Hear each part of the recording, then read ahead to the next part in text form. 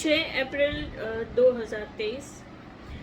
आज हम कोई भी जजमेंट या नया कोई ऑर्डर्स के ऊपर डिस्कशन नहीं करेंगे, पर बम्बई शहर में इतना सारा कंस्ट्रक्शन हो रहा है।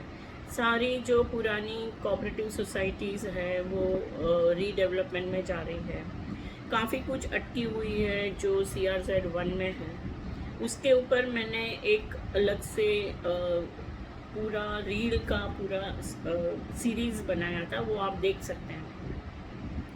आज हम सबर्ब्स में जो रीडेवलपमेंट में जा रही है कोऑपरेटिव सोसाइटी, उसके ऊपर कुछ बात करेंगे। महाराष्ट्र गवर्नमेंट ने 4 जुलाई 2019 में एक नोटिफिकेशन बाहर निकाला और उसके तहत न्यू रीडेवलपमेंट रूल्स धारा 79A के तहत निकाला गया। और ये जो एक्ट है कोऑपरेटिव सोसाइटीज़ एक्ट 1960 का है और रूल्स जो है 1961 के। और इसका अगर आपको डिटेल्स चाहिए तो आपको जो सरकारी ये वेबसाइट है उस पर भी ये आपको PDF में मिल जाएगी। मगर हमें ये जानना है कि सरकार ये क्यों लेके आई 2019 में। तो रीडेवलपमेंट स्कीम हम देखते हैं कि काफ़ी 8 साल तक पड़ी रहती है। वो सोसाइटी के जो कमिटी होती है वो बिल्डर के साथ एग्रीमेंट करती है, उनके विश्वास के सारे मेंबर्स भी एग्री करते हैं, और जब खाली करके बिल्डिंग टूट जाता है, बाद में थोड़ा टाइम काम चलता है और फिर काम रुक जाता है। हमने ये बहुत देखा है, बहुत सारी सोसाइटीज़, और कई सारी सोसाइटीज़ तो ऐसी है कि जहाँ पर रीडेवलपमेंट हो चुका है और चूँकि डिस्प्यूट है, तो जो सेल वाले, जो बेचारे इनोसेंट परचेजर है, वो लोग अटक गए हैं, मगर जो टेनेंट है वो लोगों की जगह कब्जा करके बैठे हैं। ऐसे भी है जिन्होंने फुल पेमेंट कर दिया है मगर वो खुद रेंट पर रह रहे हैं। तो ये कानूनी मामला हो जाता है, और एक बार कोर्ट में मैटर गई तो फिर वो जल्दी से सुलझती नहीं है, और वो अप टू सुप्रीम कोर्ट भी जाती है और काफ़ी पैसे भी लगते हैं। तो हम आज जानेंगे कि ये क्यों लाया गया। तो रीडेवलपमेंट स्कीम्स जो है सोसाइटी की, कोऑपरेटिव हाउसिंग सोसाइटी की, वो एक्सटेंसिवली पूरे महाराष्ट्र में हो रही है। तो बहुत सारी कंप्लेंट सरकार के पास गई, और हाउसिंग सोसाइटीज़ के मेंबर्स की, जो लोगों के पैसे अटक गए, जो लोगों के घर अटक गए, जो बिना घर के हो गए क्योंकि बिल्डिंग टूट गई और उनको घर नहीं मिला।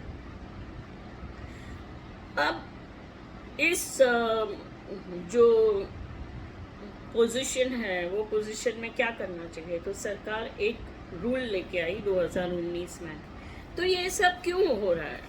या तो हुआ या हो सकता है, फ्यूचर में भी हो सकता है, ऐसा नहीं है नहीं होगा। मगर आजकल लोग ज़्यादा जागरूक हो गए हैं। ये क्यों हुआ कि कोई भी एक प्रोजेक्ट 10-10 साल तक अटक के पड़ा है?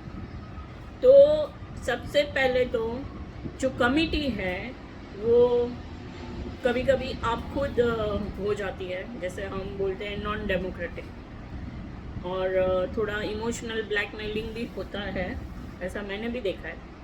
तो इसमें क्या होता है कि जो बहुत सारे मेंबर है, हर एक लोगों को ज्ञान नहीं होता, वो लोगों को तो कुछ पता भी नहीं होता।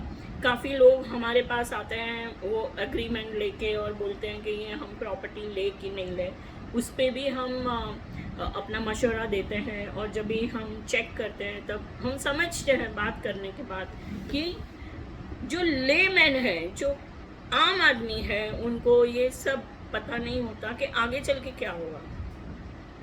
तो जो सारे मेंबर्स हैं उन लोगों को कॉन्फिडेंस में नहीं लिया जाता है। फिर दूसरी वजह ये पाई गई सरकार ने कि ट्रांसपेरेंसी नहीं है। तो टेंडरिंग प्रोसेस जो है वो ट्रांसपेरेंट नहीं है, वो अंदर अंदर ऐसे मंगाते हैं और ये तेरा ये मेरा, ये हो सकता है। और ये प्रोजेक्ट अटक जाता है, या तो ऐसा होने के बाद अगर बिल्डिंग गिर गई, तोड़ दिया, तो हो सकता है थोड़े दिन के बाद, थोड़े समय के बाद डेवलपमेंट रुक जाए। तो इस वजह से भी ये रूल लाए गए हैं। सरकार ने ये सब देखा है तभी ये रूल लाया है, और मैं भी उसी वजह से बोल रही हूँ जो हम देखते हैं। अभी काफ़ी ऐसा देखा सरकार ने कि जो सोसाइटी है वो उनका जो कारोबार है, डे टू डे है, या रीडेवलपमेंट का जो प्रोसेस है, वो कोऑपरेटिव लॉज के हिसाब से काम नहीं करते हैं। वो लोग बाय लॉज को ब्रीच करते हैं, तोड़ते हैं, और कोऑर्डिनेशन नहीं होता है। कई सोसाइटी में तो मेंबर्स को ये भी मालूम नहीं है कि उनके मैनेजर कौन है। तो इतनी गोपनीयता रखते हैं जो नहीं रखनी चाहिए, क्योंकि कमिटी कोई ओनर नहीं है। ओनर सब लोग हैं, क्योंकि सभी ने एक जैसे पैसे दिए हैं और सभी ने एक जैसे पैसे देके खरीदा है। तो कमिटी का ये बर्ताव जो है वो भी अफेक्ट करता है, और लोग फिर या तो डर के मारे हाँ बोल देते हैं, या तो फिर मैटर कोर्ट में जाती है, और वहीं से ही शुरू हो जाता है कि रीडेवलपमेंट अटक गया। तो जब तक बिल्डिंग नहीं गिरा तब तक तो ठीक है। और दूसरा ये भी है कि जो आर्किटेक्ट्स हैं और प्रोजेक्ट कंसल्टेंट हैं, उनका भी कोऑर्डिनेशन वर्क थोड़ा जैसे हम बोल सकते हैं लैक ऑफ कोऑर्डिनेशन। फिर एक और बात सरकार ने पाई गई कि जो प्लानिंग है, रीडेवलपमेंट प्रोजेक्ट रिपोर्ट, वो जो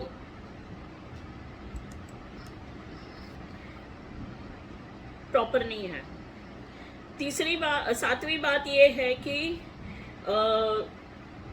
जो सोसाइटी है और उनकी जो कमिटी है, जो ये डेवलपमेंट कमिटी है, वो फेयर प्रोसीजर, जब फाइनलाइजेशन ऑफ टेंडर होता है तब फेयर प्रोसीजर अडॉप्ट करना चाहिए, वो नहीं करती है। और एक बात ये भी पाई गई कि non parity in the agreement to be executed with the developer, मतलब कि एक के साथ एक अग्रीमेंट किया, दूसरे के साथ दूसरा अग्रीमेंट किया, तो एक यूनिटी नहीं है। तो ये भी एक जैसे रीज़न माना जाता है कि कारण हो सकता है कि ये सब हुआ होगा। तो हो सकता है, क्यों नहीं हो सकता है।